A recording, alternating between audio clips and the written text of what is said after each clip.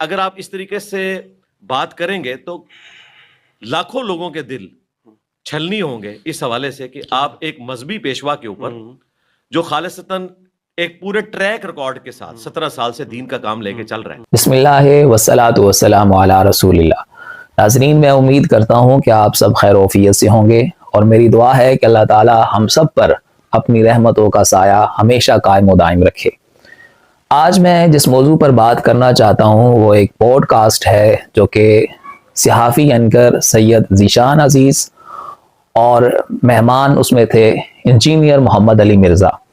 اس میں سیاسی سوالات بھی ہوئے، دیگر سوالات بھی ہوئے. ہم اوورال پوڈ کاسٹ کو ڈسکس نہیں کرتے. ہم اس میں ایک سٹیٹمنٹ تھی مرزا صاحب کی. جب سید ذیشان عزیز صاحب نے سخت سوالات پوچھے تو انجینئر مرزا صاحب نے کہا کہ آپ اس طرح سے جو سوالات پوچھ رہے ہیں تو میں ایک مذہبی پیشوا ہوں، 17 سال سے دین کی خدمت کر رہا ہوں، تو اس طرح آپ کے اس انداز سے لاکھوں لوگوں کے دل چھلنی ہوں گے. یہ ان کی ایک سٹیٹمنٹ تھی، بس اس پہ ہم نے بات کرنی ہے.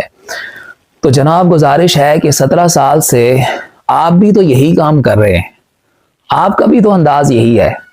آپ صحابہ کرام کی توہین کرتے ہیں، اولیاء کرام کی توہین کرتے ہیں، اور اولیاء کرام سے منسوب وہ کہانیاں جو من گھڑت ہیں، جو ان کے اپنے وصال سے 300-400 سال بعد لکھی گئیں، اور جن کے بارے میں علماء اہل سنت نے بے شمار دفعہ یہ وضاحت دی ہے کہ ان کا ان ہستیوں کے ساتھ کوئی تعلق نہیں ہے.